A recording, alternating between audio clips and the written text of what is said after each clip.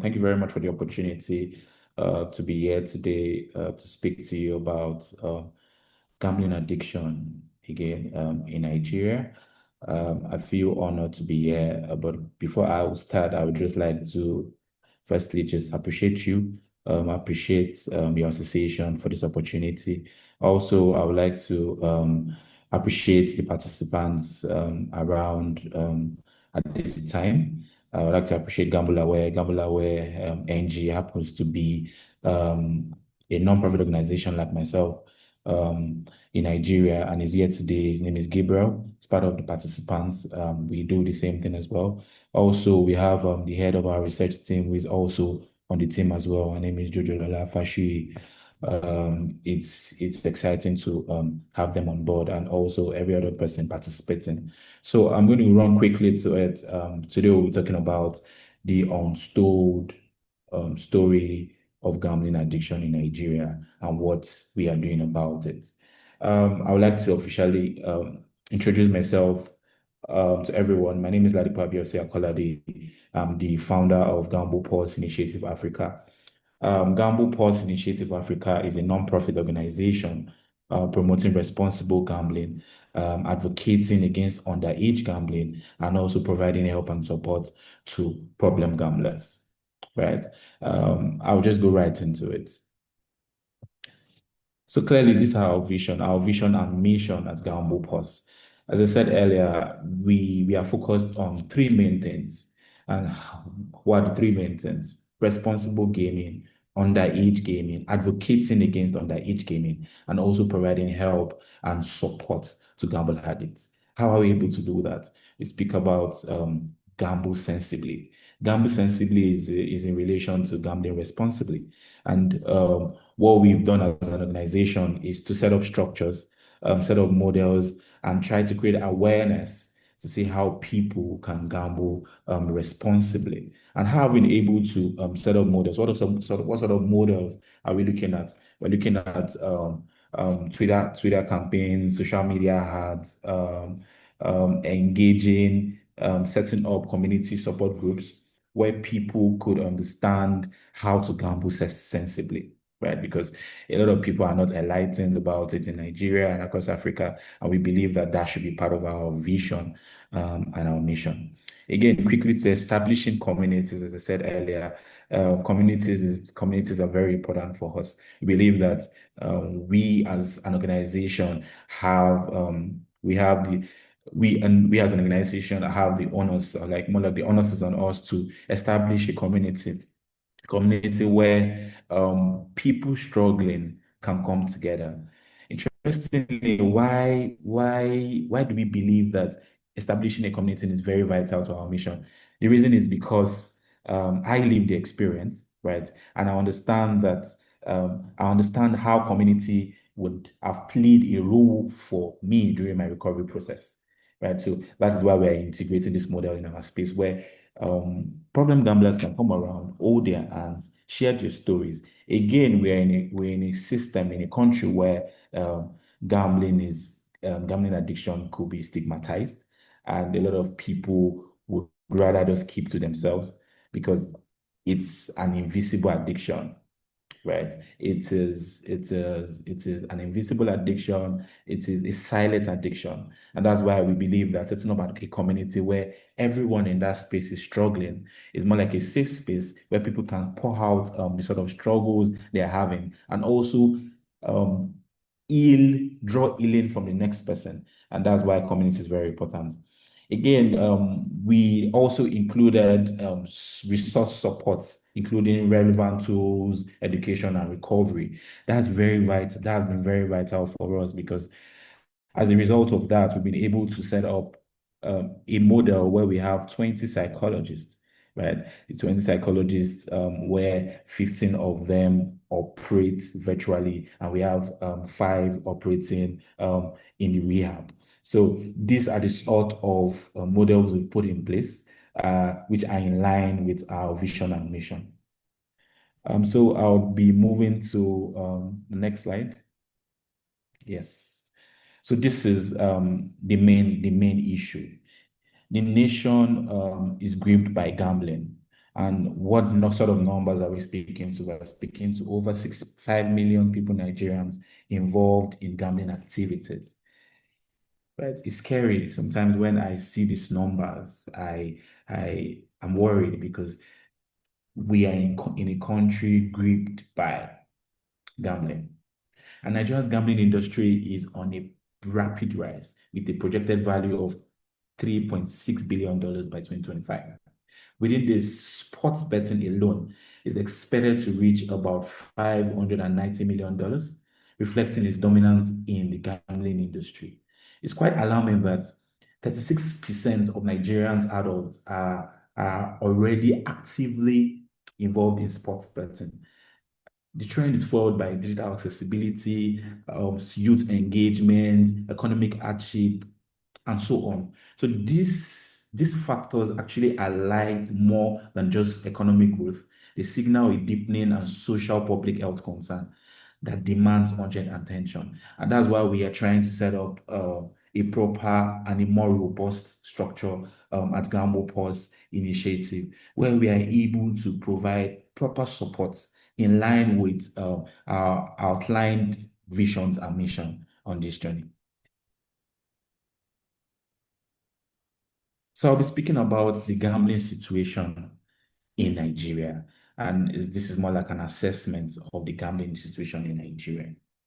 Nigeria's gambling industry is on a rapid rise, as I said earlier, and a lot, a lot, a lot of problems are coming up in this space. Again, if we're speaking about the number of daily gamblers, we're speaking about 65.4 million people gambling. But now we are focusing on the problem gamblers. And that is the reason, and that is like the reason why we set up the organization, focusing on the problem gamblers. That is the problem. What sort of numbers are we dealing with?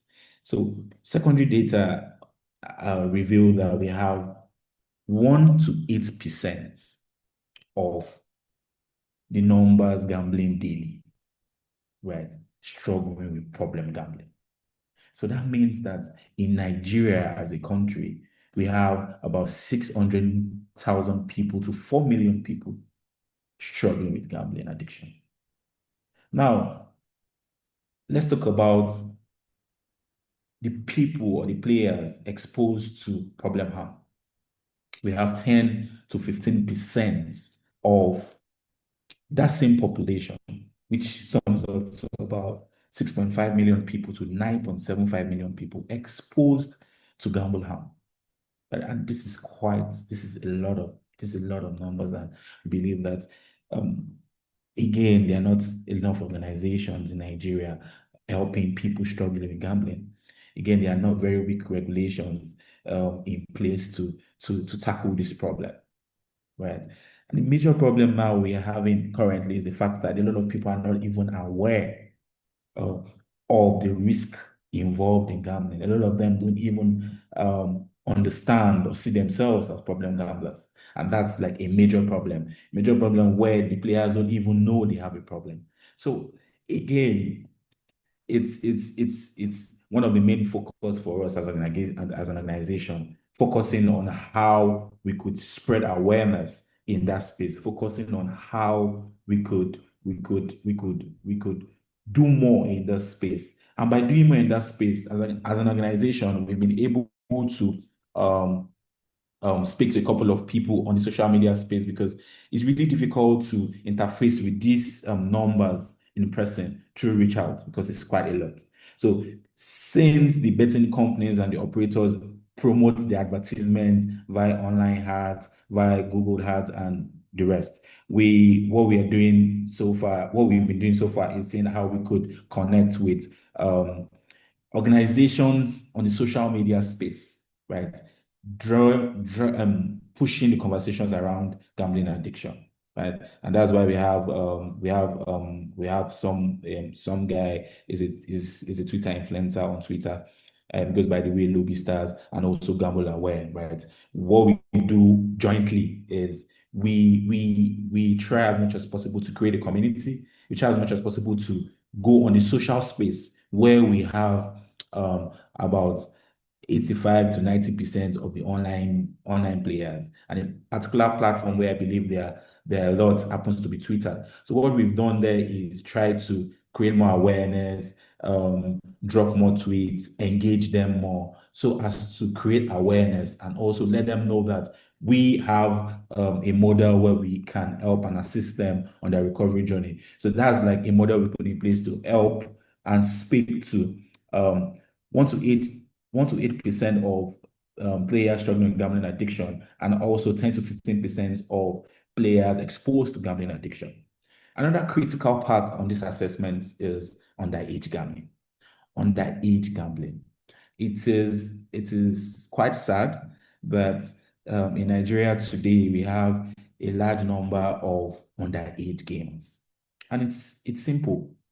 The reason behind it is there are no strict regulations to curb this problem, right? Because if we still have online platforms that still allows onboarding access, swift onboarding access without confirming the age of their players, we would have underage gamblers on the rise in Nigeria, right? And that is really scary because in Nigeria today we have about 13.9 million students, secondary school age students in Nigeria, and 77.6% of the children have gambled in the past year. It's quite troubling. If 77.6% of 13.9 million people have gambled in the past year, right? That means that over 6 million people have gambled in the past year. 6 million children within the ages of 12 to 16 have gambled in the past year. Then there's a problem, right? There's a major problem, and it's cause for concern. Again, we also have 58.3% reporting unfettered access to gambling dens. Do you get? Because you have a structure where we don't verify the ages of these players, right? It is really difficult to control certain access. And again, now we have like models where players can have access to the internet and play online. That has made it very difficult to cope underage gambling. Again, we have 57.2% of school children have gambled at least once in their lifetime. So it's quite a problem because once we keep moving in this on this trajectory, right, we are just more like heading towards a decaying society, setting up a dysfunctional system, because these children would grow up, will start gambling at a young age, grow up, continue gambling. At the end of the day, they become problem gamblers. Again, we have in our community, we have about 89% of our clients have told us through our assessment forms given to them that they started gambling at a young age, and that's why they are where they are today. So this is just going to put us in a situation where we are having more players getting addicted to gambling. So I would be moving to the next slide. So the next slide is speaking about daily sports betting website visits in Nigeria. And Sporty Bets, Bet Niger, live scores, flat scores are all interwoven in the online gambling ecosystem. Millions of Nigerians visit sports betting and live score websites daily. Again, it's on the screen. Sportsybet, we have 56.1 million visits. Sportsybet happens to be one of the biggest betting platforms in Nigeria. And why are the biggest betting platforms? The reason why they are biggest betting platform in Nigeria is because they've made onboarding process very easy. Yeah, that's like the main objective of every betting institution, to make your onboarding process seamless. But I can tell you for a fact that Sportsybet has like one of the quickest onboarding process, right? Also, they have very quick payments transactions. So when you want to transfer funds to your bet account, it's very swift and it's very quick. again, at the time they came into the market, they launched a cash out policy where you don't have to wait till the end of your games to cash out, right? You could cash out, you could withdraw your money while the game is ongoing. And at the time, a lot of betting companies or a lot of operators in Nigeria didn't have such a model. So that made them gain access to the market. That made them attract a lot of users. So currently, daily, they have 56.1 million people visit their platform. I'll move to Bet Niger. Bet Niger happens to be an operator, part of the operators that started the activities in Nigeria, and they have a visit of 32.39 million visits. I believe that these numbers are a lot. Right? If we're in an institution where we're in a country where we have 56.16 million people visit Sportsbet, while 32.39 people visit Bet Niger. That's about 90 million people visiting betting website daily. Now, the scary part to it is that you see the live scores, we have 24.73 million people visit live scores, 19.84 million people visit flash scores. And that's because these platforms support betting decisions and real-time updates.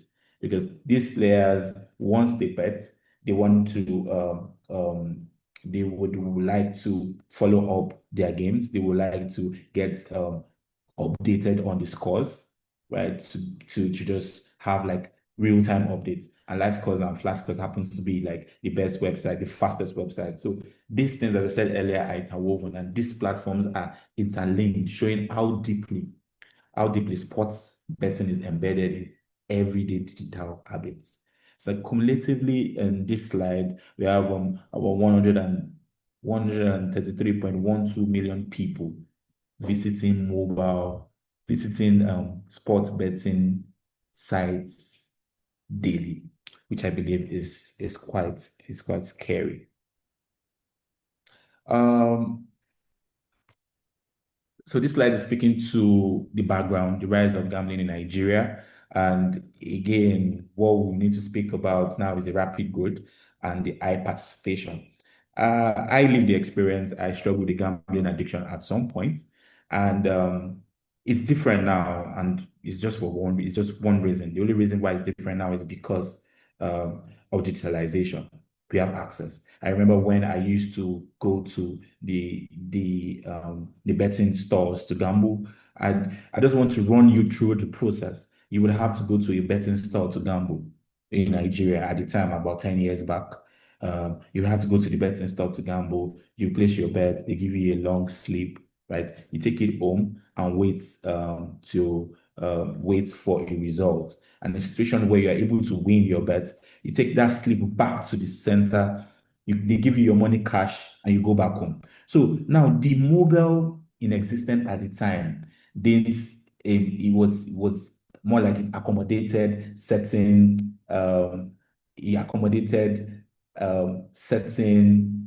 things or certain patterns.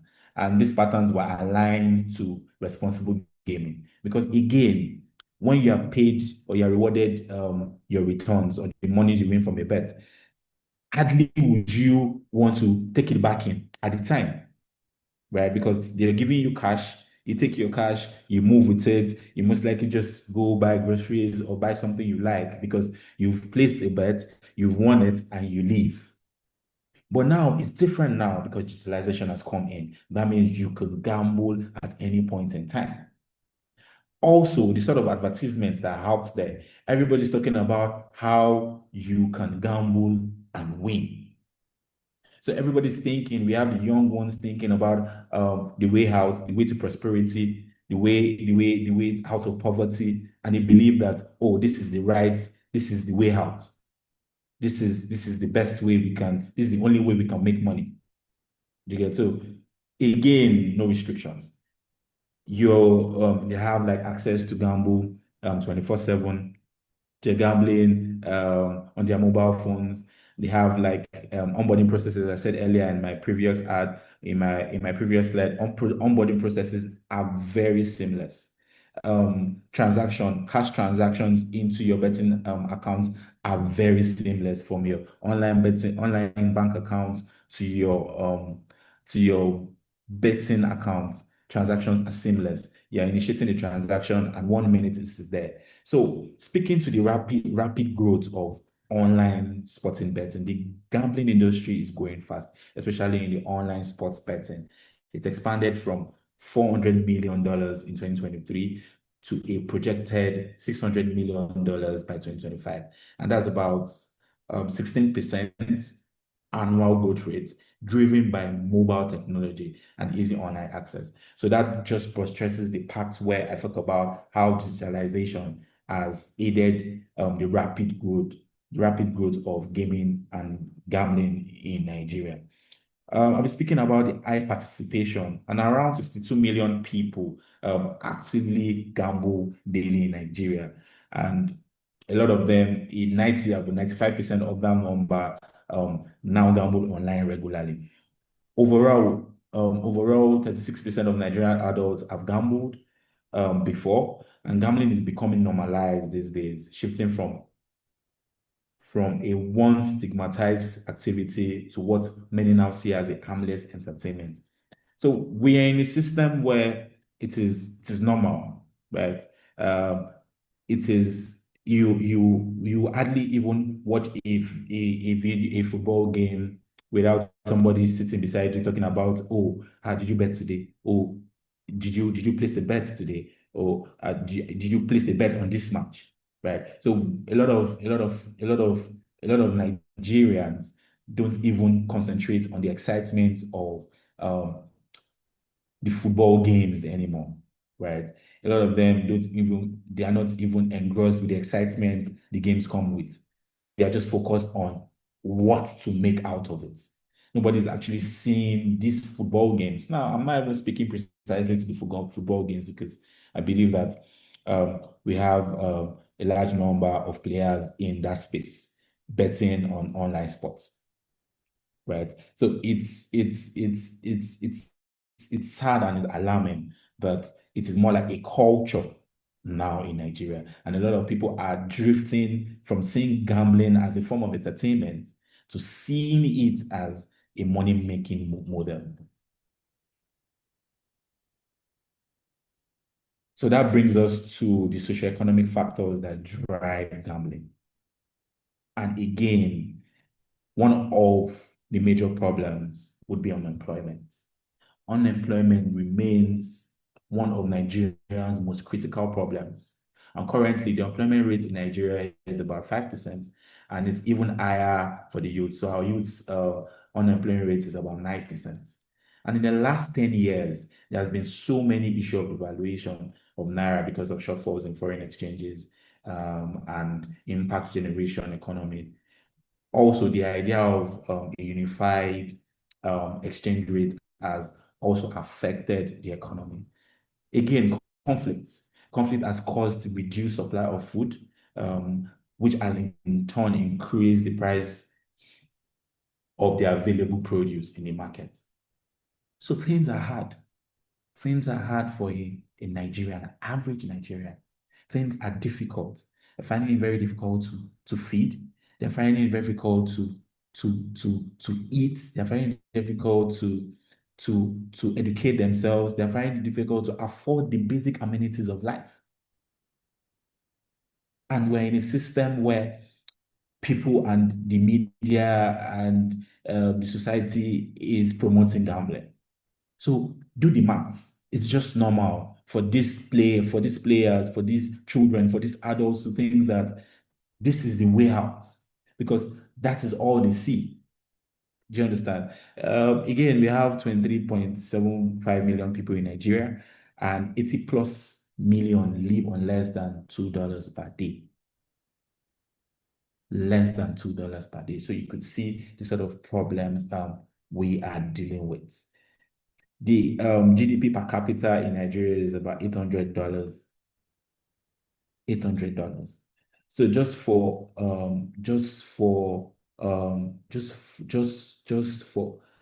insight, In Singapore, the GDP per capita is $90,000, whereas in Nigeria, our GDP capita is about $806.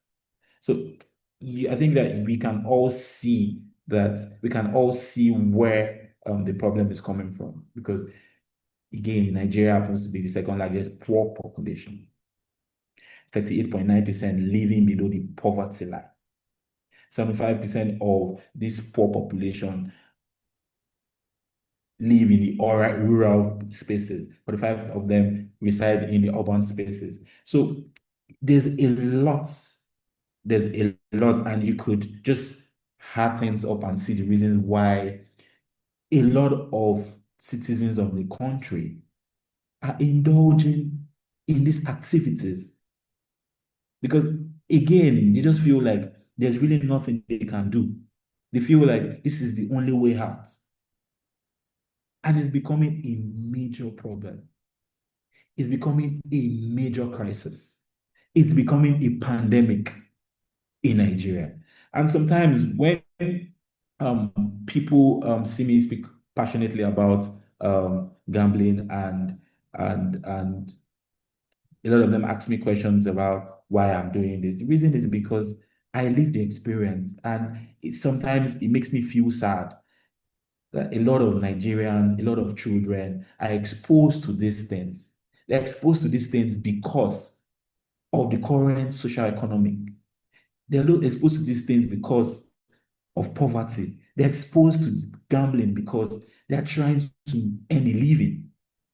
So once you start seeing it as that, once you start thinking that it's a business, once you start thinking that it's a business model that you should try to understand or you should indulge in, and that's the problem. That's where it starts becoming a problem. That's where it starts becoming crisis. That's where it starts becoming addiction. That's when you are being termed a problem gambler. So these factors are actually driving gambling, and are also driving gambling addiction in Nigeria. I'll be moving to the next slide. The next slide is socioeconomic and psychological impact of gambling addiction in Nigeria. Impact of gambling in Nigeria. We have social impact, we have the economic impact, we have the mental health impact, we have the psychological impact. And what are the social impacts? We have strained relationships in families. We have situations where players now are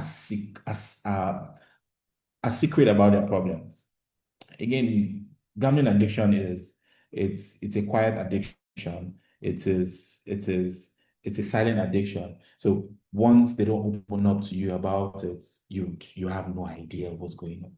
As opposed to drugs, as opposed to alcohol, you could see when a player is struggling with gambling addiction. You could see or you could see when a player is struggling with alcohol. You could see when a player is struggling with drugs. You could see from their countenance. You could see from their coordination. You could see that, oh, this person is going through something. So it doesn't even have to say it.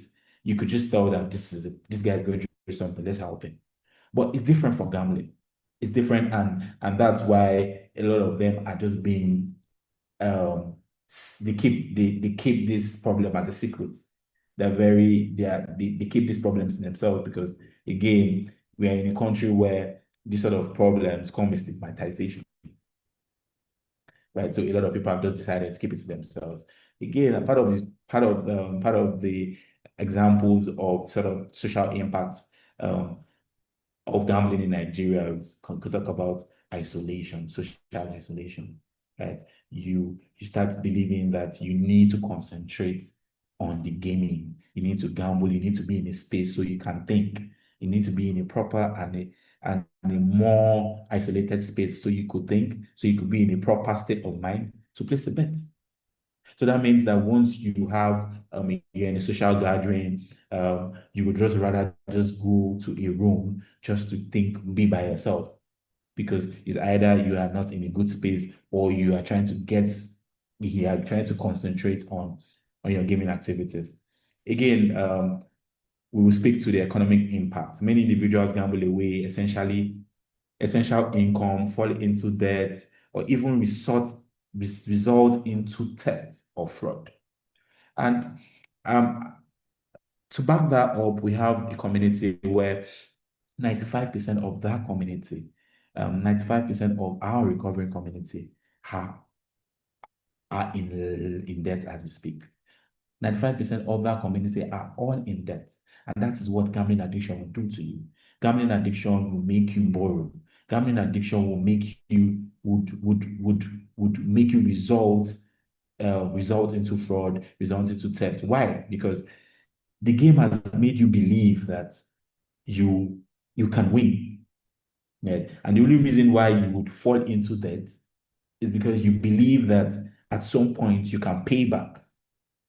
So the game itself makes you think that you are a master at it, right? And that's because every addict or every gambling addiction has one big. The big win is always what draws them to the addiction. Because once you believe that you won big, the next thing is you could do it again. And that's what results to chasing losses. So it's a major problem in the economy. You have clients calling, and a lot of them are in debt. They are owing about 10 loan sharks money, right? A lot of them are even are stealing from their institutions, right? And it's becoming a problem. Just some weeks ago, we had a meeting with some clients where he told us about his experience. From our conversation with him, we found out that he was working with a bank at the time, and he spiraled into deep addiction at the time. He lost so much, he was in so much debt, and guess what? As an addict, you move next to what you can see. He moved to stealing. He stole about $100,000 just to gamble. So again, that's the sort of problem we are going through in the country, and it's becoming overwhelming, right? And these problems are problems that at the end of the day would end up affecting the economy. You understand? So moving to the mental health impact, gambling also is linked to anxiety, depression, and severe cases. In severe cases, it could lead to suicidal, right? It's this slide actually resonates with me because I can relate with each one of the impact. I could relate with the social impact, I could relate with the economic impact, I can relate with the mental health impact. Again, that's because I lived the experience. I was at some point suicidal. I was at some point in debt. I was owing about, let's say, 10 or 15 people money at the same time. At some point, I this even affected a lot of my relationships, and again had its negative psychological impact on me. So I'll speak about psychological impact. Gambling addiction actually fosters addiction, impulsive behavior, and distorted thinking, fueling a cycle that's hard to break. So what we have done as an organization is highlight this impact. We've also imputed this impact and these signs in our assessment forms. So when our clients are going through therapy, they could tell what sort of problems they are going, what sort of negative impacts gambling has on them. That has been able to help them recover, help us set up effective strategies to focus on the different aspects on the journey of recovery, for our clients. So we'll be moving to the next slide, and this is the map of Nigeria. And as you can see, we have different colors. We have the green, we have the red, we have burgundy, we have gray.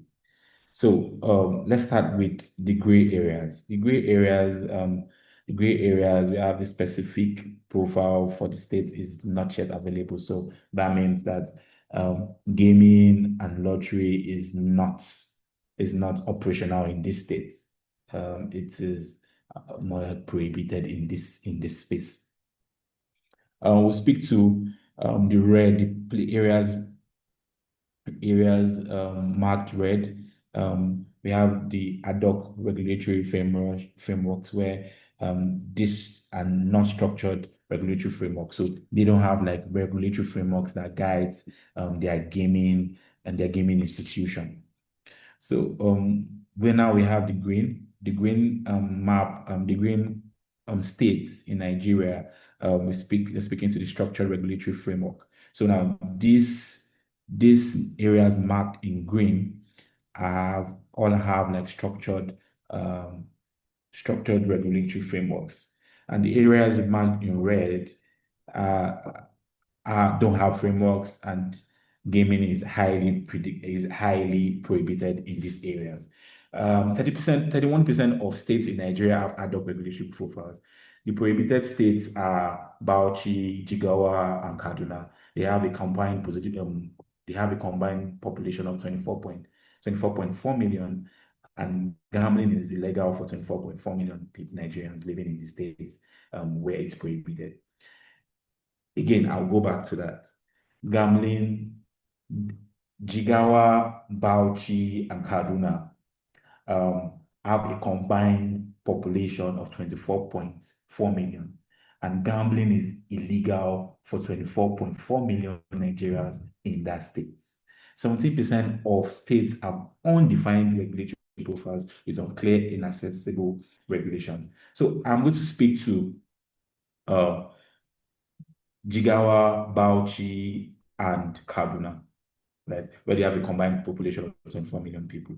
And we also know that 24.4 million of Nigerians living in that state are prohibited from gambling. Now, this is the scary thing. The scary thing is we have access to internet now, right? So that means that everybody in Nigeria, every citizen of the country has access to gamble. So if the regulatory bodies or the government and the government and the government officials in that space believe that, oh, this is highly prohibited in our space. So how are they prohibiting these activities when you can't actually have access to the games or data of people indulging in gaming activities? So again, it's a system where, yes, on paper, they probably don't have regulations, while some areas gambling is prohibited. But we're in a country where across all the states, players can gamble. And that's why it's very important for us to create this awareness. Because if we're speaking to people in these regions, in states where gaming is prohibited, I'm sure they'll be happy to tell you that, oh, it's prohibited here, right? I don't think we need awareness in this space. But the truth is that gambling has been digitalized. That means that anybody, anywhere can gamble, be it in Lagos, be it in Kano, be it in Bauchi, be it in Borno, be it in Sokoto, anywhere. So that's why a lot of people need to be aware of gambling addiction, and also be aware of the organizations promoting responsible gambling. So now we're speaking to fragmented regulatory structures. Sports betting shops and online shop platforms have become as common as grocery stores in Nigeria. In Nigeria, when you look left, when you go right, you are seeing a couple of bet shops, right? We have responsible gaming regulations, but these regulations are not properly enforced. So we have sporting shops and online platforms everywhere. It's everywhere. And again, this has highlighted a double-edged sword while the industry grows, creating jobs and tax revenue, it also exposes more people to potential gamble harm. And it is scary. So part of the problems we're currently having is the fact that just recently the federal government has taken the powers from the federal regulations, giving the state level active power to um, operate their gaming activities. So before now, it used to, as of last year, November, it used to be National Lottery Regulatory Commission regulating the affairs of the gaming industry in Nigeria. But recently, every state has the power to do that now, right? So that means a state like Lagos, where we have Lagos State Lotteries and Gaming Authority regulates, operates on their gaming activities. And this in itself has led to a certain of tension, and also a lot of operators are taking advantages of this ambiguity to bypass stricter rules, because again, a lot of tension is in the space, a lot of people, a lot of argument, a lot of activities are in this space, and it has given gap for certain things to play out in the space, in the gaming industry. Weak enforcement mechanisms, right? And sports betting shops I believe that there are a lot of regulations checkmating them. And one of the problems that we have in Nigeria now is currently is the fact that a lot of these regulations are not being enforced. A lot of the outlets are not being monitored. We have situations where players or the operators can tell when a player is struggling with gambling, right? But um, guess what? There's nothing done about it. The player is struggling with gambling and he drowns in it. He goes to a betting shop and we don't have responsible gaming operatives there to see who is gambling responsibly and who is not gambling responsibly. Do you understand? We believe that these structures are structures meant to be there, structures meant to be enforced in the system. So also speaking about illegal operators, we have so many operators which I believe are a threat to the gaming industries, because again, what they do is just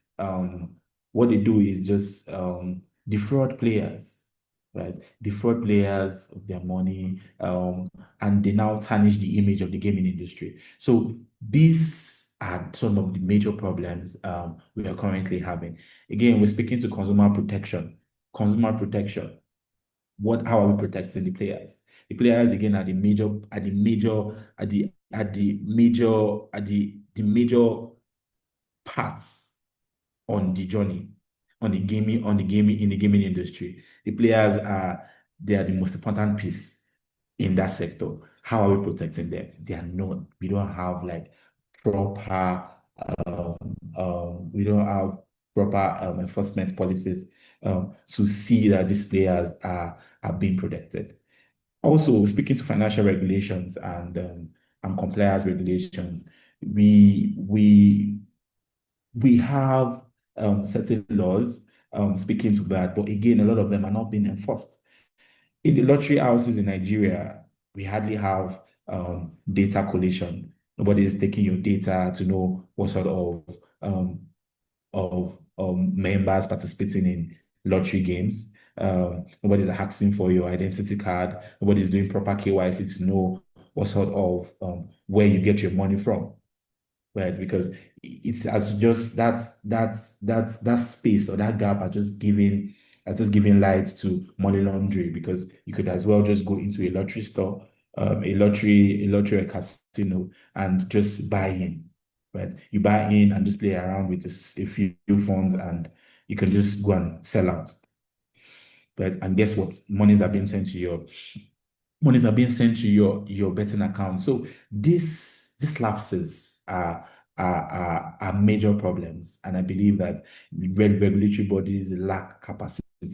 They lack they are lacking the technical and the financial and human resource to carry out these mechanisms.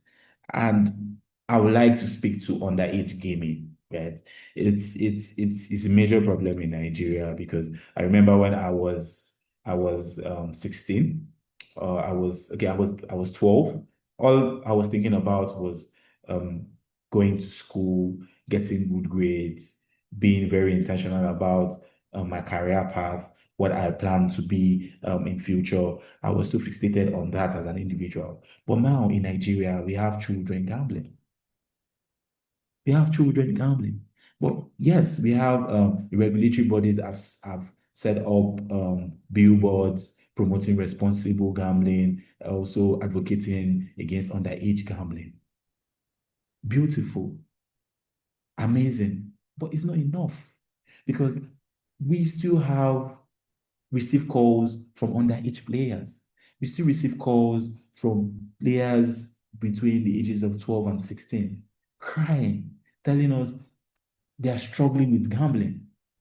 And the question is, how did you get there? How did you indulge, or how have you had access to indulge in these games? Easy access. Easy access to participate, easy access to indulge, and that is part of the weak enforcement mechanisms we're talking about. The easy access the young players are having to betting platforms is quite alarming. Yeah, so we have a legal reference, which is according to Section 92 of the Lagos State Lottery Gaming Law, a license shall not permit a person under the age of 18 years to participate in any gaming activity. But our licensees, are they adhering to this law? I strongly doubt because a lot of them still have underage players on their platforms.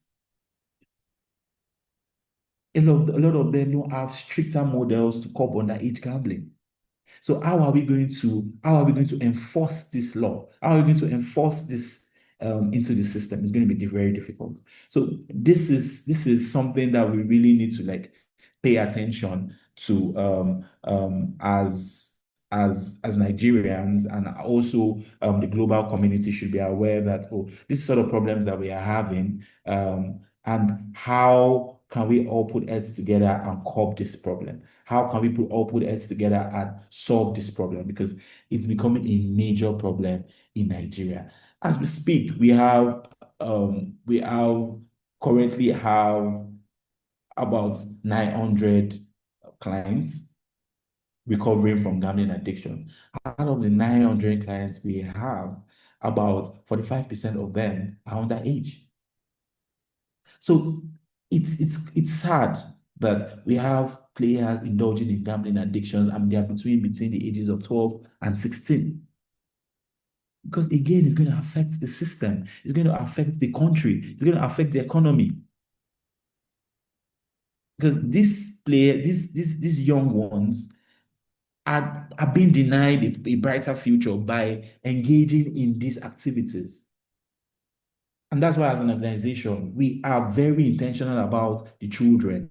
We are very intentional about how we can help them. We are very intentional about paying attention to them. Because again, they're the future of tomorrow. They are the ones that we are going to hand over to. They are the ones that are going to, they are the ones that are going to, they are the ones that are going to grow the country. They are the ones meant to grow the country. They are the ones meant to grow the economy and the brand and image of the country. Guess what? A large number of them are gambling. So that leaves us in a very scary place. So these are the numbers we're speaking to, and what sort of numbers are we speaking to? Over 57% of school-age children in Nigeria have gambled at least once, even though the legal age is 18. And why are children gambling? Many youths are drawn in by economic hardship and peer influence. With high youth unemployment, betting can seem like a quick fix for money. And also culturally, sports betting is so cool among friends. And the brain's risk-taking tendency is in adolescence makes them more prone to addiction, and they might not fully grasp the long-term consequences. So this sort of explains what exactly is going on in Nigeria and why a lot of children are gambling, and also why they're indulging in this space. 50% of them saw gambling ads on social media as minors. Again, we have like we have a space where, or Nigeria has a lot of young people watching, having access to the internet.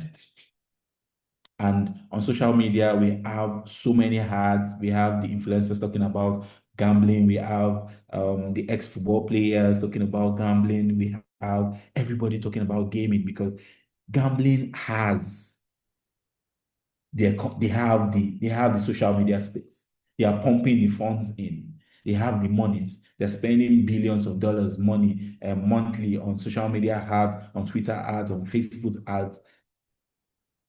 It's just eminent to see that 50% of the school children exposed to this sort of social media ads, and 100% minors registered on betting platforms without ID. Right. So all the underage players get access to betting platforms without hiding. And nearly 1 in 3 started gambling in school. 1 in 3, about 30% of them started gambling in school. So you can see the sort of problem we are currently facing in Nigeria, because one of the major problems is underage gambling. That is for sure, I can tell you. And that is why we are trying as much as possible to join hands together and see how we could cope this problem. Again, as I said earlier, I can't do it alone as an organization. It's been really difficult doing this alone. That's why we have organizations like Gamble Aware NG, we have Lobby Stars. We actually work together, see how we could leverage each other's platforms to promote responsible gaming, right? And also speak to regulators and stakeholders on how they can integrate our model into their platforms, where we are able to assist them and where we are able to improve the regulations and be more specific about it, right? In a bid to create models to solve this problem. Do you understand? Which I believe that once we are able to, once we're able to, or once the regulators are able to ensure that the operators set up a model where the players can onboard by making reference to, or by uploading a government issued IT card, I believe that this is going to solve the problem to a very large extent. So yeah, I will be speaking to the next slide now, which is the untold stories of underage gambling in Nigeria. Please watch.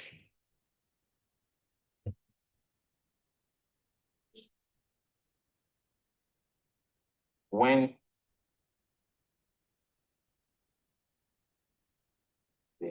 I started gambling at the age of 14, started gambling at the age of 12. I started gambling at the age of 12 years. I started gambling at 13 years old. You know, 12 years.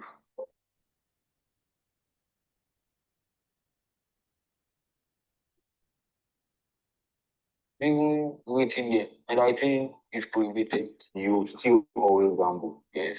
They ask for your age. They ask, but we actually lie. I struggle with addiction a lot. Actually, it even became attached to me. It has affected me in the brain. There's sometimes that you just sit down that what should I even do now? Just to put money on the gambling and started fire.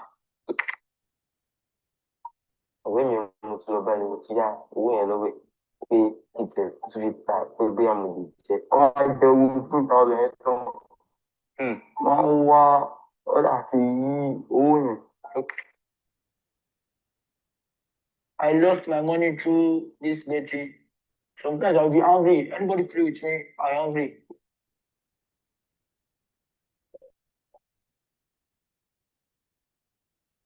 So that this is just like a brief of um some of the underage players that have come to our space, have come to our rehab to seek recovery. We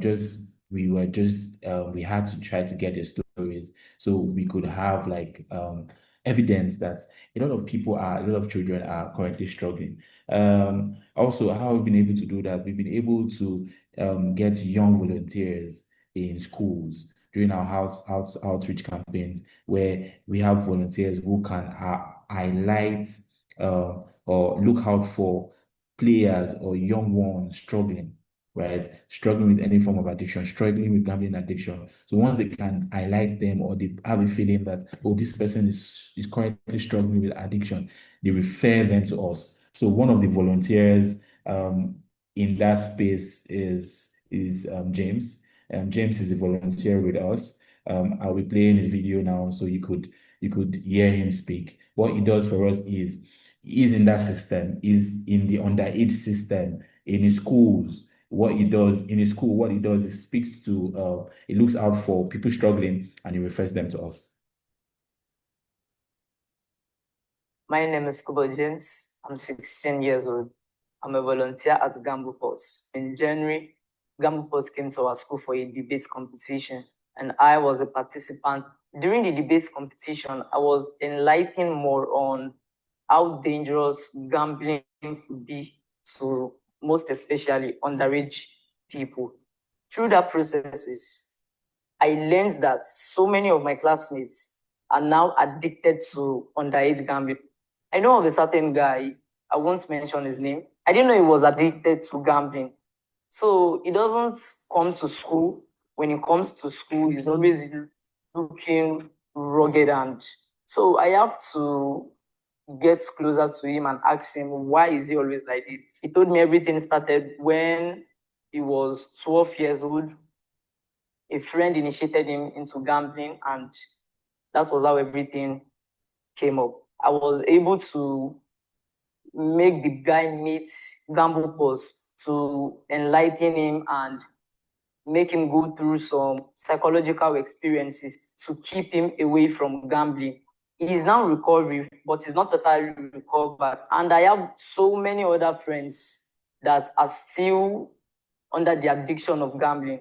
We actually created a group and they go through some processes on how to prevent gambling addiction and underage gambling. With GamblePause, I'm willing to enlighten people more about the dangers of underage gambling.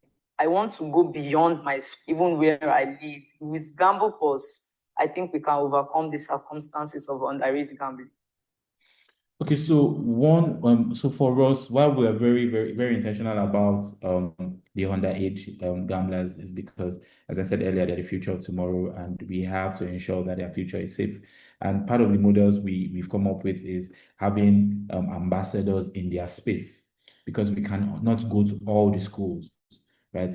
By having ambassadors in their space, these ambassadors are able to speak to them and also look out for them. So once like someone like James now, for instance, once he sees people struggling in his space, once he sees people struggling in his community, he's able to reach out to us and tell us about the problem, tell us about the harms associated with gambling. So yeah, so now we're talking about why youths are vulnerable. Many youths are drawn in because of hardship and peer pressure, right? Um, Again, as I spoke about the socioeconomic socioeconomic cause of gambling addiction, right? A lot of people just are in that space because they're dealing with um, one sort of one sort of issue. It could be economic hardship. It could be unemployment and the rest. So these factors are things that actually affect them and makes them really vulnerable to gambling addiction. Consequences for the youths. Again, early involvement in gambling is linked to poor academic performance, dropouts, mental health issues. Um, a lot of young people struggling with addiction have complained of poor academic performance, right? And that's why, as I said, our community is very effective because recently, um, while I was having like a conversation with Gambler, where he spoke about how some of our clients in our community, currently going through recovery space, was able to overcome his addiction and focus on his exams. He shared his result of his secondary school living examination that he took, and he excelled. I was able to excel. He was able to excel because he was part of our community. He was able to excel because he came to us. He came to seek help. And what we do, we helped him on the journey. How did we help him? We referred him to our psychologist. This psychologist carried out cognitive behavioral therapy on him. While doing that, they also used 6 assessment forms to evaluate what sort of problems he's dealing with and how to tackle them. Interestingly enough, these problems were tackled, and we were able to get him out of addiction and get him back on track where he was able to concentrate and also perform extremely well in his exams. So now this is for consumer protection and responsible gambling policies, a case study of Lagos. Despite the basic regulatory references in Nigeria, gambling laws lack provisions for consumer protection and harm reduction. Right? There's this particular platform I was using as a gambler 2 years ago. I was at the time I was gambling a lot, and that's the operator I was gambling with. At the time, I could self-exclude because then I used to self-exclude a lot. When I lose so much and I'm so depressed, I'm sad, I'm in a bad place, I self-exclude. But at the time, I was 2023, I could exclude my account for 40 years, for 50 years, for 100 years, right? It was infinite. I could exclude for that long. But now you can only exclude on that platform for 90 days. And sometimes I think about it, I'm like, what is the reason behind reducing a self-exclusion timeline? And it's just one reason. The reason why you're reducing it is because you always want to have your players locked in. Because at the end of 3 months, what happens? Before the end, I'm getting messages, oh, we're happy to have you back. We have gift for you to be part of this. We have this, we have that, just to entice me. And because this was a major problem for me then, I saw myself um going back. That's me as an individual at the time. So these lacunas are major problems um, in the industry. And one of the major problems is the fact that no obligation for operators to detect, report problem gambling behaviors, no requirement to provide or fund support services, counseling or helplines, no precise self-exclusion mechanism to help users voluntarily block access to betting platforms, no clear penalties for failing to implement responsible gambling measures, no mandates, right, for monitoring or public reporting of gambling harm data. This legal gap leaves vulnerable users unprotected and the social impact of gambling largely unaddressed. Right? This is a major concern because, again, who is going to protect if the operators and the regulators are not protecting? Who is going to protect? So we really need to. This is sort of crisis that we are currently encountering. Again, the regulators are trying their best because the gaming industry is a growing industry. But what I always speak about is the fact that the players are the most important. They are the most important on this in the industry. They are the most important they are the most important people in the industry. We need to focus on them, because if you take out the players, we don't have the industry.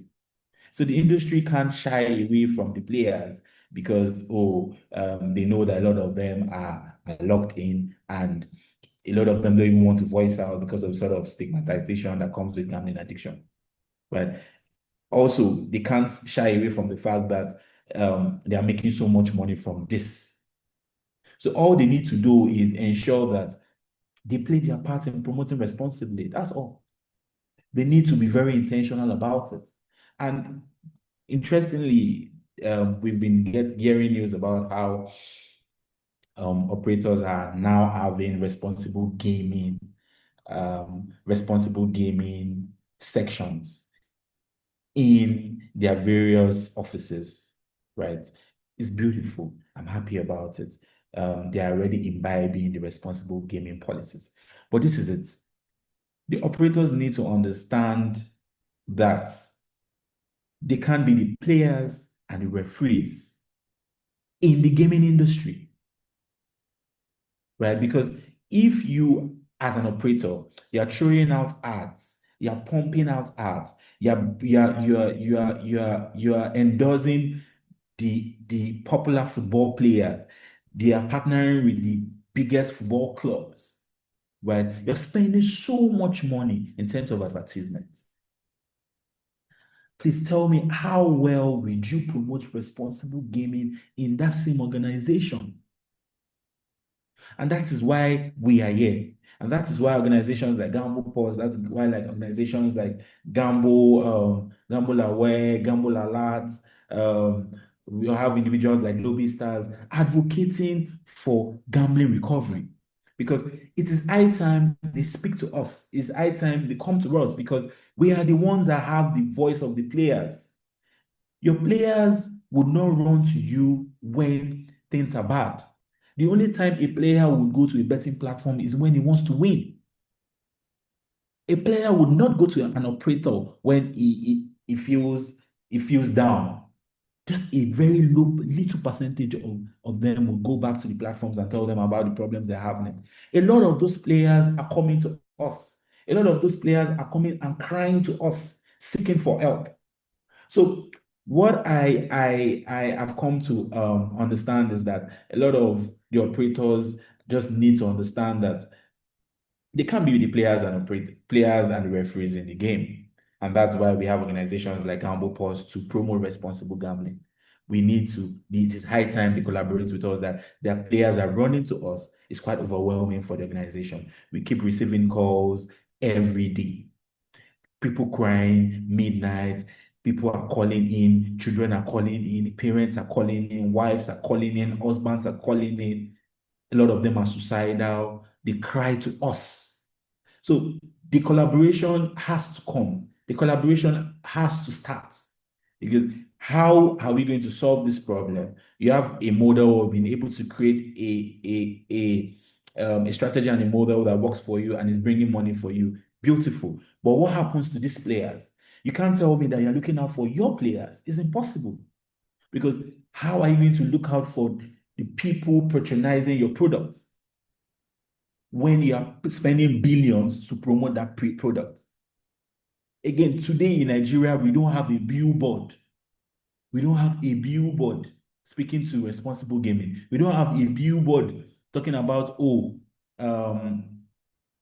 if you have a problem gambling, speak to this. We don't have an advertisement on the TV saying that, if you have a problem struggling with gambling addiction, reach out to this organization, right? Yes, we have a couple talking about underage gambling, but now I'm focusing on the problem gamblers. How are they going to recover? When they run to us crying, how are we going to take care of them? Who is meant to look out for them? Whose responsibility is it to take care of them? So these are conversations that I believe that in the near future we'll start to have with the operators and the regulators, which interestingly we are already having. And I'm quite excited that Lagos State is setting up initiative to see how we could start having those conversations right? Because even as a lottery authority body, they are already seeing the numbers. They're seeing that a lot of people are crying. They're seeing gambling is becoming more, causing more damage to players, and is becoming a major problem in the economy. So weak regulations on advertising and marketing. Gambling firms in Nigeria are using aggressive advertising tactics, heavily targeting youths, low-income populations, often with little oversight. So you can see where the problem is coming from. It's targeted at these people. They just make them, it's more like a social engineering. They make them believe that you can win. And once you see the betting adverts, you never see small wins on betting adverts. You see the big wins. You see the 100 millions. You see the 150 millions.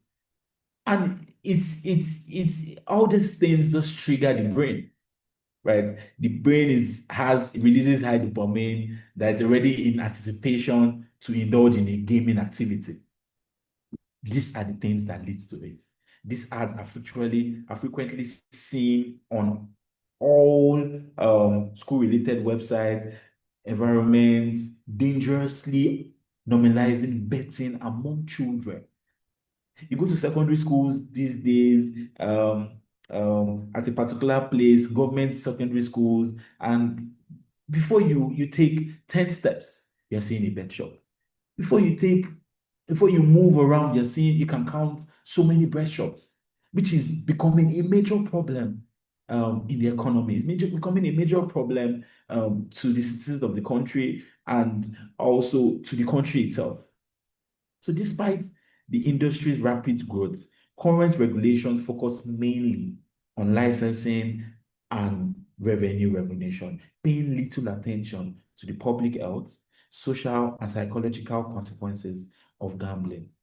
Most concerning Nigerians lacking dedicated national agency in addressing economic and mental health psychological impacts of gambling addiction, leaving millions of vulnerable Nigerians and vulnerable players unsupported. So these weak regulations has become like a major problem in in the marketing and advertising space. So at GamblePause, what we've done at GamblePause, having knowing the sort of problems that we have going through as a country, what we've done is we were able to set up the first gambling rehabilitation center in Nigeria, right? And this is 100% free. We've been able to set this up with no support. It was it was fully funded by the organization, and that's because we are we are passionate about this because we believe that we need to help lives. We believe that the children are the future of tomorrow. We believe that no family should go through issues as a result of gambling. So we try to set up a safe space, a place where people can come around to get themselves reintegrated into the system. And by getting themselves reintegrated into the system, we have 20 psychologists. These 20 psychologists are being paid. These 20 psychologists are being paid without no sort of support, all by the organization. So that means that GamblePause initiative set up the first free gamble rehabilitation center in Nigeria, where we have psychologists in place to help people struggling with gambling addiction. And while doing that, we also have been able to have conversations with some skill acquisition centers where players can learn a new skill. Because again, a lot of times, once you take out addiction from these players, what do you replace it with? We need to replace it with something, and that's why we're looking at partnering with a skill acquisition center. So players could learn a new skill and see how they could reintegrate themselves into the space. And now one of the main reasons we had to set up this space was because a lot of our players, were seeking for one-on-one physical therapy with a clinical psychologist. And that's why we had set up this space so we could help more people and we could be effective with the sort of service we were rendering as an organization. So this is a video of what the space looks like. We were very intentional about the location of the space because we had to make reference to data. What sort of numbers? What sort of numbers are we looking at? Where do we have most of our gamblers concentrated? And that's why we had to pick the Art of Lagos, which is Yaba. And Yaba is a space at is under the local government, Lagos State mainland local government, and is the art and easily accessible to Nigerians. And that's why we were very particular and very intentional about the location. So I'll be playing a video for you to see what our space looks like.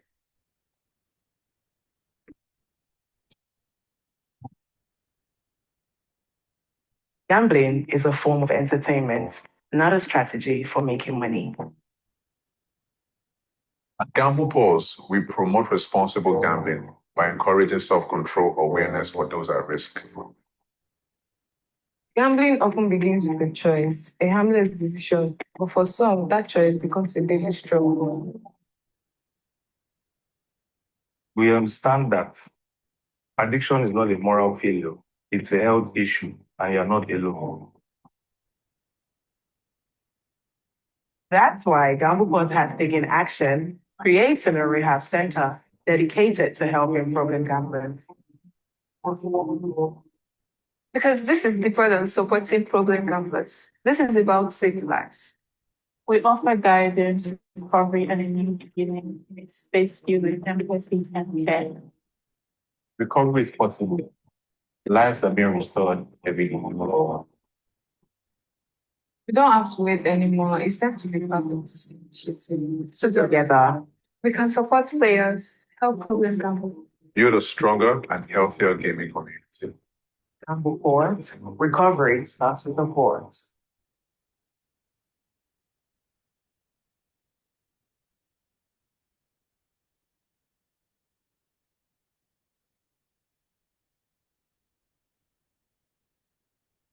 So that's like a video of our space. So we created content in that space just to let people understand what we are doing and also let people also understand that the center is for them. It's free. Every client that comes in struggling with gambling addiction is entitled to a free meal as well. And this has been solely done by our organization. And that's because we are just thinking of how can we help? How can we help more people? What do we need to do? Do you understand? And it's a joy that we're able to set up something, because at the end of the day, you just have to set up a model, right? The plan is to now build from here and see how we could be able to get we expand and have like a bigger space where we can be able to accommodate more people. So we have a list of individuals, a list of psychologists, a list of clinical psychologists that help our clients whenever they call. So we have 15 psychologists that operate virtually, and also have like 5 psychologists that are constantly at the rehab.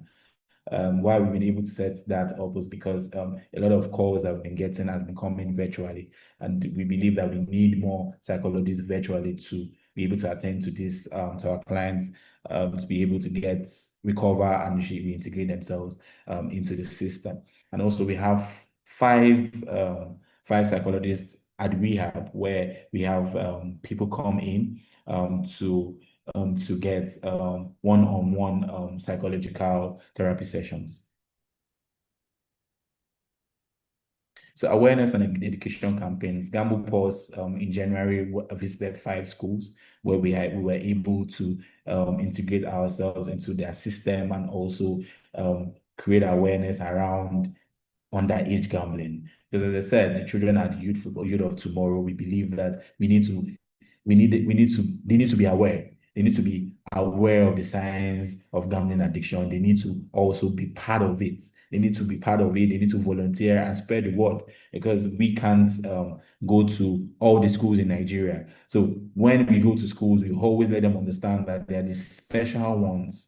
So what I expect of them is to go into the space, is to go into their community and preach the gospel, tell people about the signs of gambling addiction. Let their peers also understand that they shouldn't be indulging in gaming activities if they are below 18. So while we were carrying out our awareness campaigns, um, we were also able to indulge some of the students into debate sessions where we believe that the debate sessions was going to help them understand gambling more.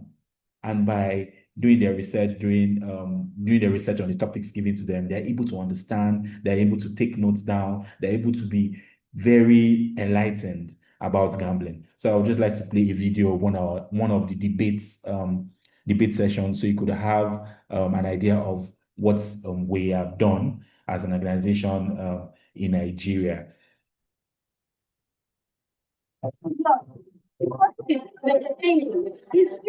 An exploitation, manipulation, deception. Then what? Then you have always you say that you left nothing, but you're giving back accounts. You say, I'm having a problem, financial strain, relationship breakdown, and mental health issues. This is a game of mathematics and statistics. Ryan also says about gambling. Anybody that gamble and bet, celebrate it to me, is bad.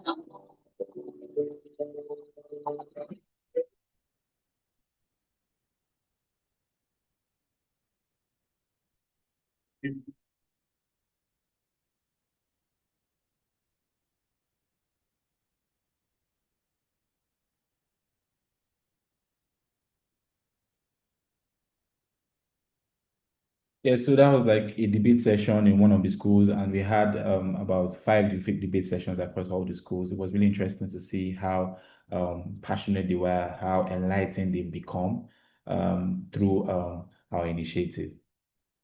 So speaking to media campaigns, we had to indulge or have conversations with mental health experts like Dr. Tolu Ajomale is a mental health expert in Nigeria Ministry of Health. We had to have conversations with him around gaming and gambling. And we just used this opportunity to create more awareness in this space and how we could promote healthier gambling, responsible gambling in the country. So we had like a couple of podcast sessions, and these are pictures from the podcast session. Advocacy and policy work, right? So GamblePause currently collaborates with a lot of non-profit organizations, and the plan is to push out the initiative. As I said earlier, we have a couple of gamble non-profit organizations like ourselves that we try to put things together, because again, we can't do things alone. We have to look into collaborating with organizations and seeing how we could be of help.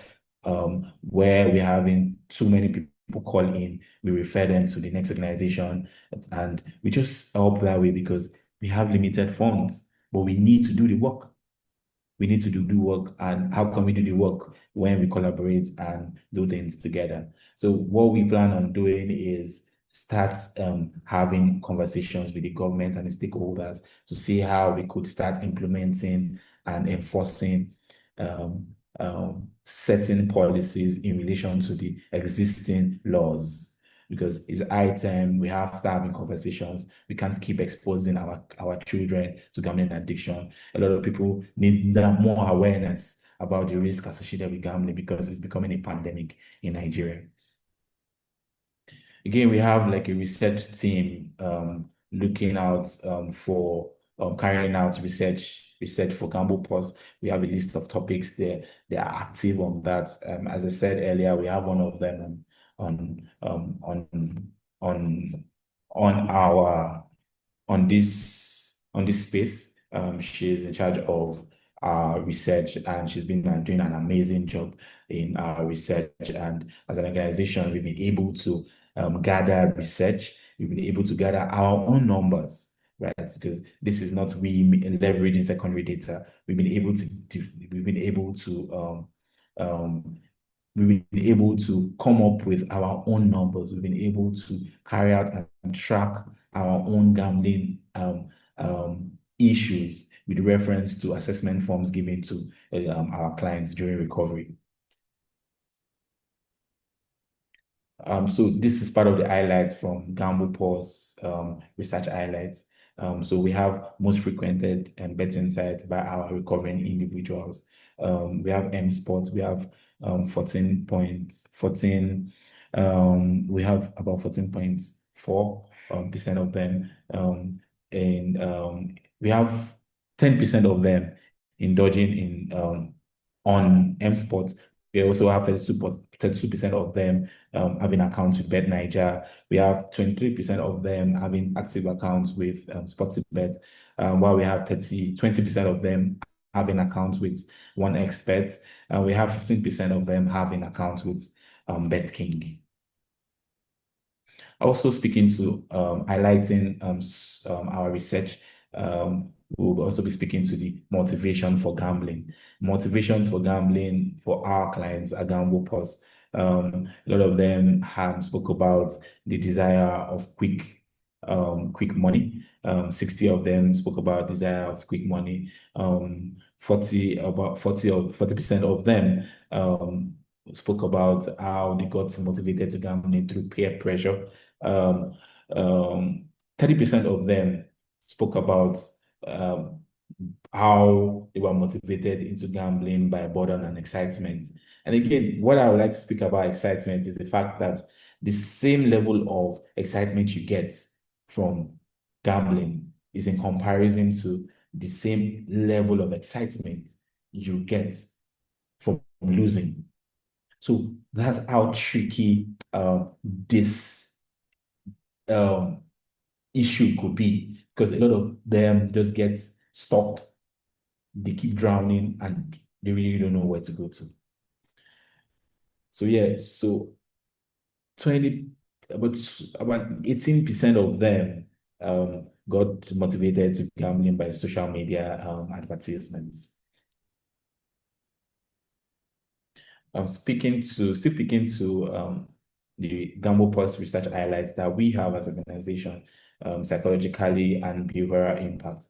52.1% reported gambling had caused strain in personal relationships. Again, it's just normal, because once you start having gamble harm issues, once you start experiencing gamble harm, it's just normal that you start exhibiting certain traits. You start borrowing money, you start getting angry, you start having several mood swings, and this could have like a very huge impact on your personal relationships with people.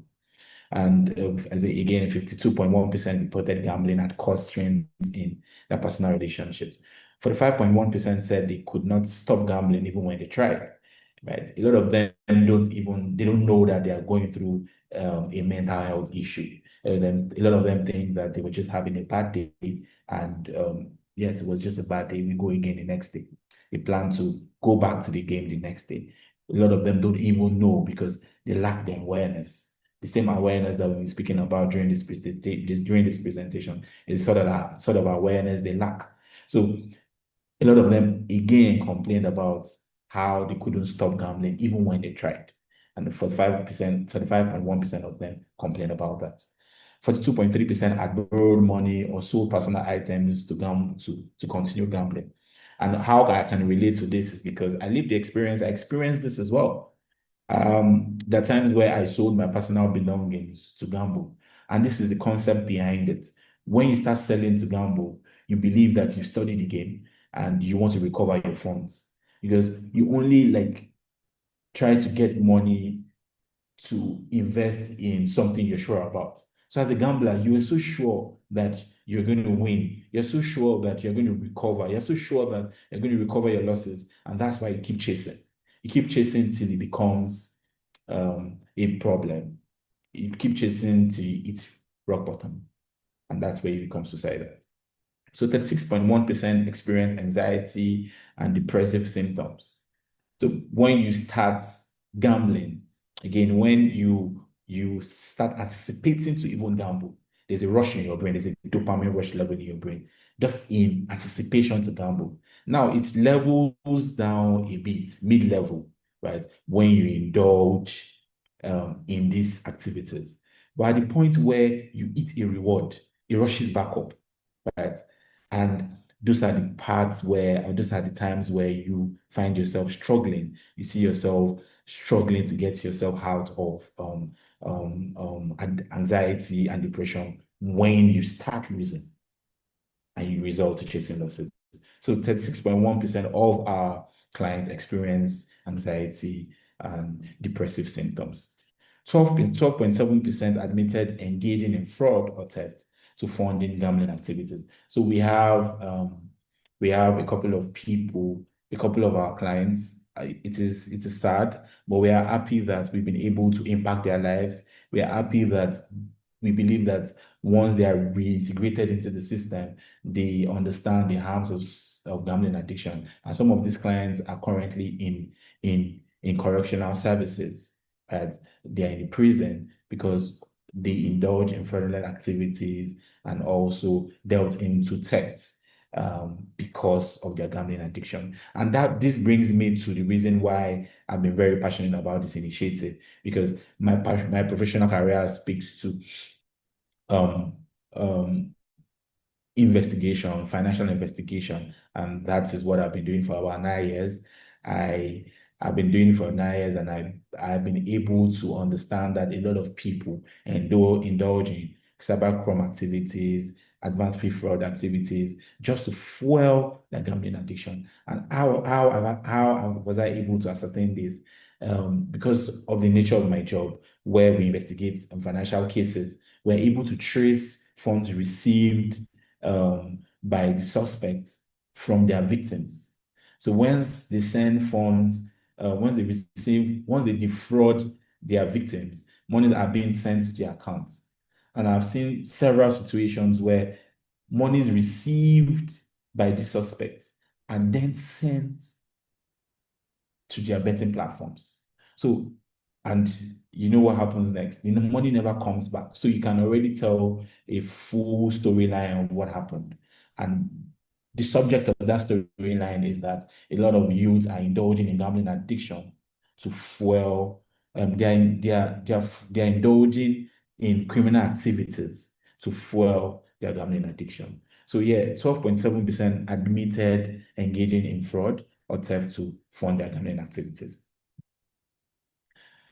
And still on our research highlights co-occurring addictions. And what are the co-occurring addictions? Where you get addicted, the next space you go to is you're trying to cool yourself down. You're trying to it's either you're taking alcohol to calm yourself down, or you're abusing a substance, or you're going to social media to boost your dopamine level again, or again you're going to watch porn, right? And that's these all co-occurring addictions are all interwoven with a lot of clients struggling with addiction and on recovery process at our organization.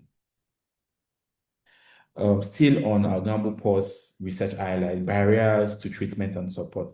53.6% said they didn't seek help due to shame or embarrassment. Again, we are in a system where we're in a very religious system and also a very cultural system. Religiously, Islam, the most popular religions in the world, it's Islam and Christianity. Islam prohibits gambling. A lot of Christian groups frown at people indulging in gaming activities. Culturally, there's a sort of stigma that comes with comes with them knowing that you are indulging in this sort of activities, right? So it's a lot for a lot of people struggling, and that's why a lot of them don't want to. They don't seek help. They don't speak about it. Just hide it in them when they're struggling. So 53.6% said they didn't seek help due to shame or embarrassment. 39.1% were unaware of any counseling or support services. GamblePause Initiative is one of the very few organizations in Nigeria that's currently advocating against underage gambling, and also has I've set up a helpline to help people. We have 20 psychologists. Is not enough. A lot of times we get overwhelmed, and what do? We pass them to supporting agencies to see how they could help us. Supporting agencies like Gamble Aware. You would see that I've mentioned him a lot in my presentation. We have a joint community. We do a lot of things together. We put heads together. We create models together because we believe that there's strength in collaborations. So yeah, one of major models we've been able to set up in Nigeria is the counseling and the support services, because we need to help as many lives as we can. And by doing that, we've been able to create awareness on social media platforms, and just for people to understand that, yes, there's an organization now that will look out for you. You're not alone anymore. Recovery starts with a pause. So that means that you could reach out to us, and you are then referred to see clinical psychologists who would help you on your recovery journey. So yeah, 32.7% didn't believe gambling addiction was serious enough to need treatment. Right? A lot of them just believe that, oh, I was having a bad day, I lost today, or maybe I'll win tomorrow. So what we've been doing in our community is letting them understand that you can't see gaming as a form of entertainment, as a business making model. You need to see it as a form of entertainment. You need to see it as a game, just like a PlayStation game, because that is it. Once you're playing the PlayStation game, it's either you win or you lose. So players need to start seeing it that way. So they will understand that, oh, once things are going south, they will understand that, yes, they need to seek help, and they need proper support on their recovery. 18.4% feared being judged or stigmatized by family members and peers. I told you about how religious societies and our cultural beliefs has shaped the narrative around gambling, and why this just spells out why a lot of people feel judged and a bit stigmatized when about speaking about their gambling harm to family and friends. 77.6% costs or access to service. A lot of them complain about not having enough to get proper service to help them, or access to service. And that's why at GamblePause, we're able to set up a model where we are open to everybody. Just come to us. We know that it will get overwhelming at some point. And that's why quickly we are looking at launching our second rehabilitation center in another location, right? Just to see how we can spread. And the second rehabilitation is ready, should be ready in a couple of weeks. And the plan is to just see how we can expand, right?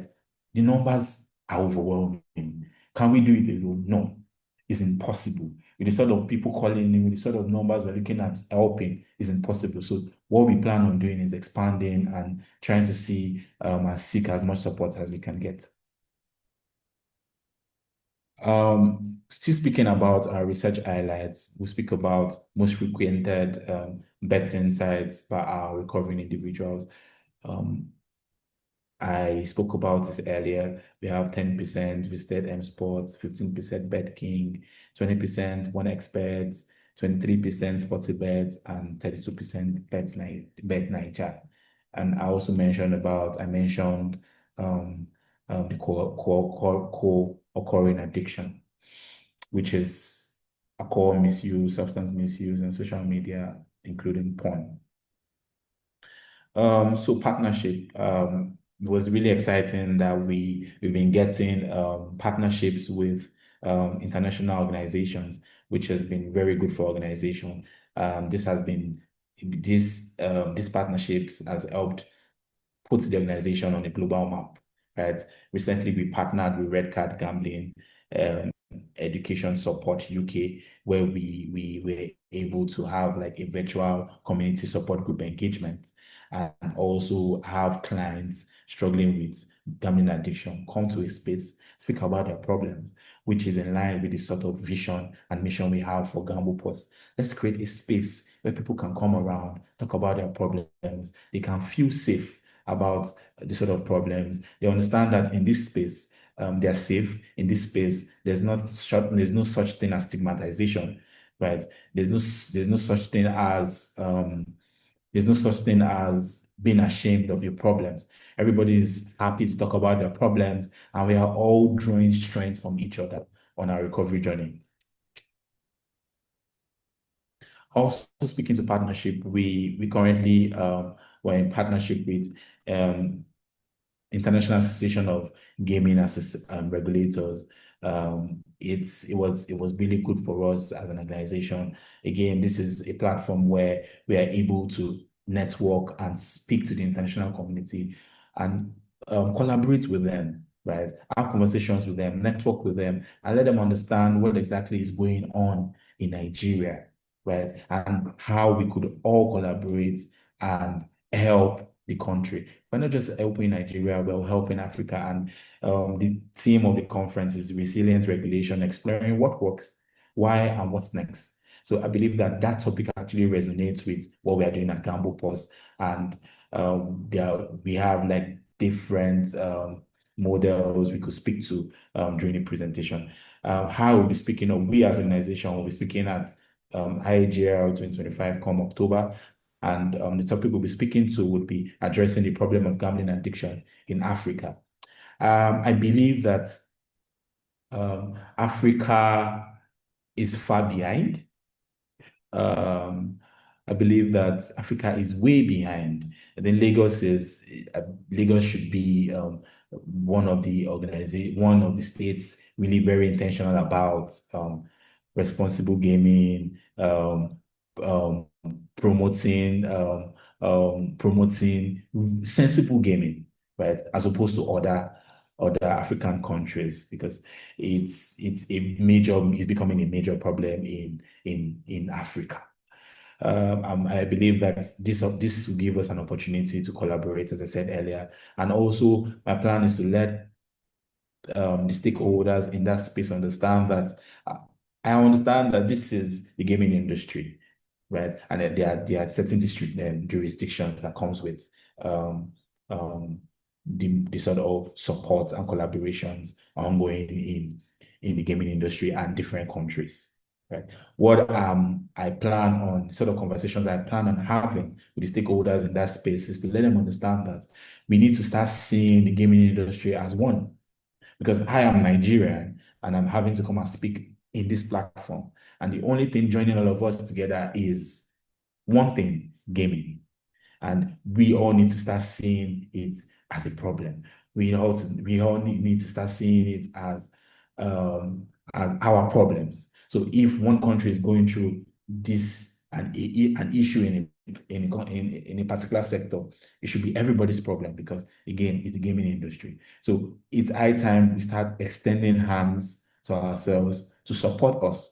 And why are we doing that? We're doing that because it's just a part of it's just a part of corporate social responsibility. It's just a part of helping people. It's not a part of helping vulnerable people, because you already know what the gaming industry, you already understand the harms associated with gambling addiction, because they are already in that space. They have been there for years. They know the sort of harms that we're speaking about. So what we plan on doing in that space is just spreading our hands, spreading the word, telling them that you need to come around to put extend support to Africa. And by doing that, we can partner with our organizations to see how we can help more people, not only in Nigeria, not only in Lagos, but in Africa. Again, speaking to our partnerships, we are currently looking at partnering with Gadgets. Gadgets is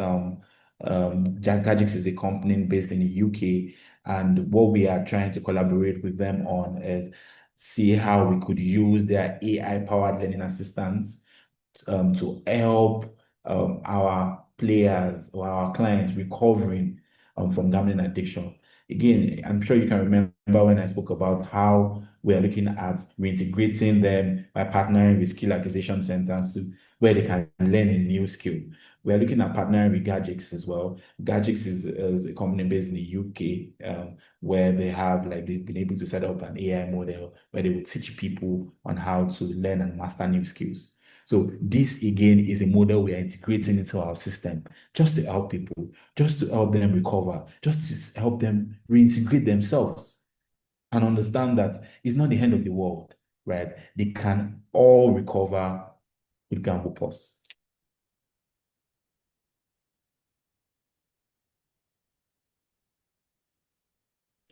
Engaging the industry. So what we are doing is, we keep doing it, keep telling the industry to support us. We've not gotten any sort of partnership yet as we speak, but we are hoping that we are able to get, because what this means is that if we keep moving this way, we'll just get burnt out because there's no sort of funds coming in, and we've done a lot, right? We've done a lot, and the reason why we keep going is just the passion. We're just passionate about helping people.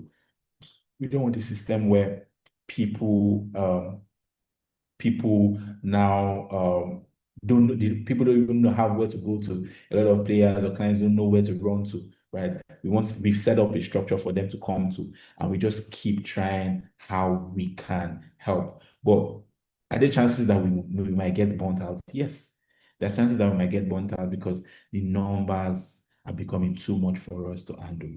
So these are the sort of conversations that we are having with the industry.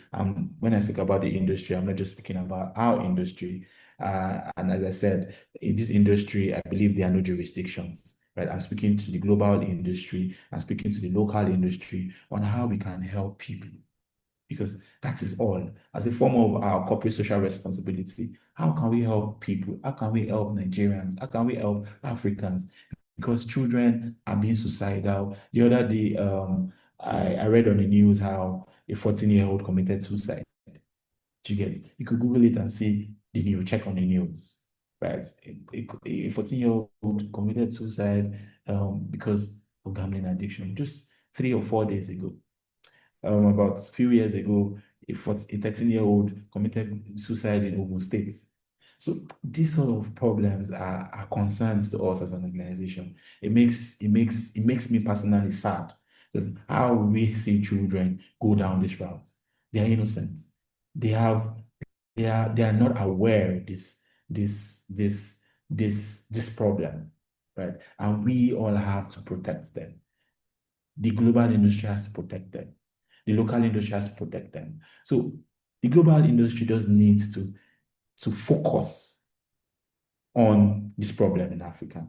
Let's also, I know that it's a global thing, it's happening everywhere in the world, but in Nigeria, it is really bad because a lot of them don't even know they have these problems. A lot of them don't even know that they're struggling with addiction, gambling addiction in the first place. And also the exposure they have to these betting platforms is a major problem and a major concern to the industry. So that's why I believe that it's high time we keep engaging the local and the international industries to see how we could do things together and collaborate on certain activities. Interestingly, GamblePause was 1 year old last month. It was good. It was really good that we were able to achieve a lot of things. We were able to reach out to 4,893 underage children between ages 12 and 16. And by doing that, we went to schools.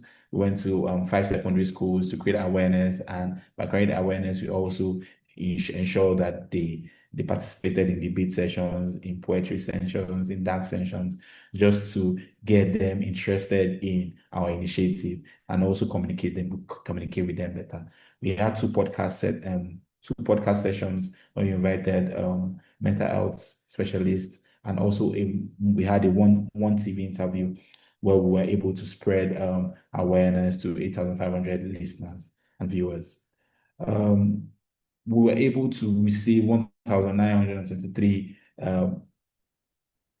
gambling related distress calls, and out of that number, 734 successfully finished their recovery processes. And I can tell you for a fact that 734 of them have been currently reintegrated into the system, where they have been able to conquer their addiction.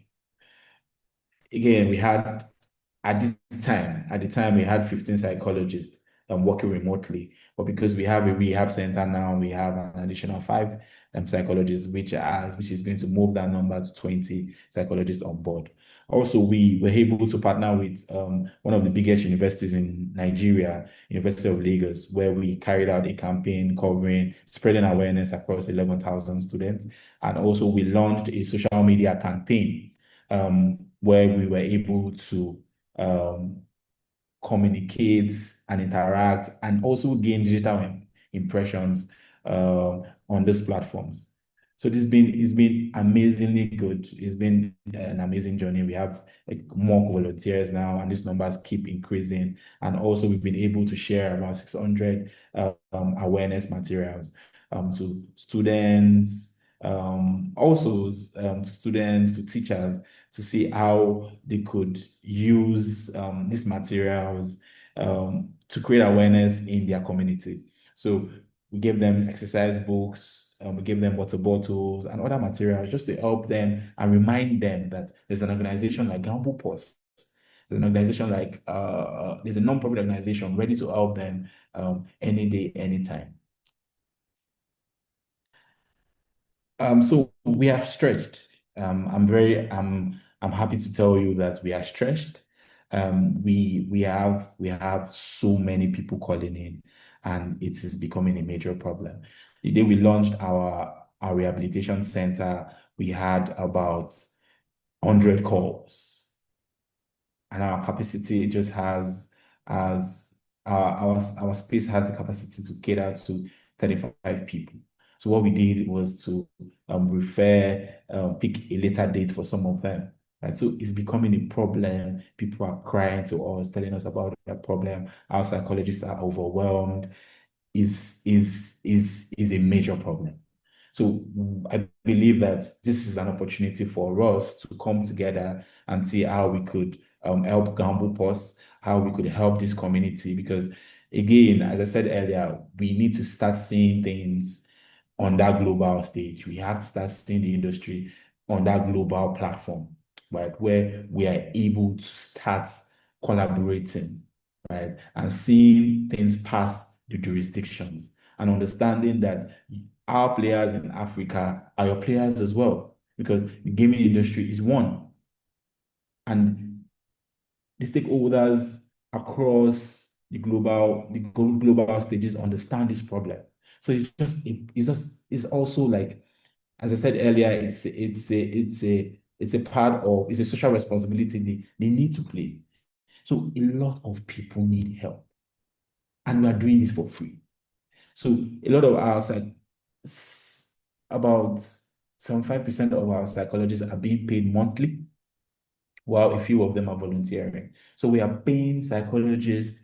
We're able to set up a small rehab center. We are looking at setting up another one in a few weeks, and we are helping people for free without no sort of financial support from anyone yet. I believe that it's high time that we start spreading the word to the international community so they can see these problems. Interestingly, we've started to initiate conversations with our state governments, but again, they can't do it alone. They can't do it alone. So we are really open to support tools. We are open to courses. We are open to skill acquisitions. We are open to all sort of supports we can get because the organization is overwhelmed with the sort of numbers coming in. So we actually using this opportunity to seek for we're actually using this opportunity to seek for volunteers, to seek for support, to seek of any sort of support you could render GamblePause. We could also use the opportunity to seek for funds as well. Because again, a lot of funds has been expanded into this project. And we believe that for us to help more lives, for us to be able to build a capacity where we can help more people, funds is going to play a view. We need like funds to play to help on that journey. So yeah, I believe this is a platform where we can have the conversations and speak to the global community, speak to the local community, and tell them about this problem. We need to help people and also let people understand that it is not it's a mental illness. It's not an addiction you should be worried about. That's what we tell our clients. You don't need to be worried about it, right? That's why we have a GamblePause. Our plan is to help you on your recovery process. It's not the end of the world. We are going to give you hope. We are going to give you we're going to reintegrate you back into the system. So that's what we are doing as an organization. So we need your support. Try to even you can follow our pages, like our posts, whatever way you have, whatever way you feel right to support. You can support by retweeting our tweets. You can support by reposting our posts. You can support by getting more mental health or specialized mental health to train our psychologists. You can support by funding us. You could support by sending us materials. You could support by sending us support tools. You could support, right? I would really appreciate if we're able to get any kind of support from the international organizations and also from the local organizations.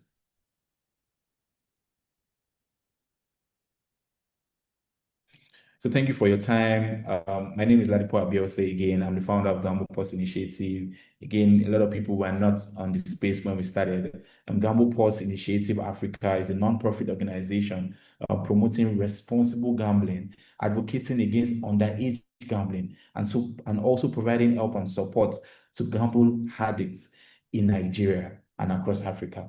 We have our contacts here at www.gamblepause.com. You could check our email, you could check our website to see what we are doing. You could go on social media as well. We're on Twitter, we're on Instagram, and we're on Facebook. We have like content on what we are doing and the plan ahead for the future. Also, we have our email as well, our helplines, our contact lines, and for partnerships. My line is there, so you could reach out to us and tell us how you like to support our initiative, and it's going to be amazing speaking to beautiful and amazing people like you. I believe in collaborations a lot, and I believe that we can help lives, we can change lives, we can give people new beginning by promoting responsible gaming and helping them on this journey. Thank you very much.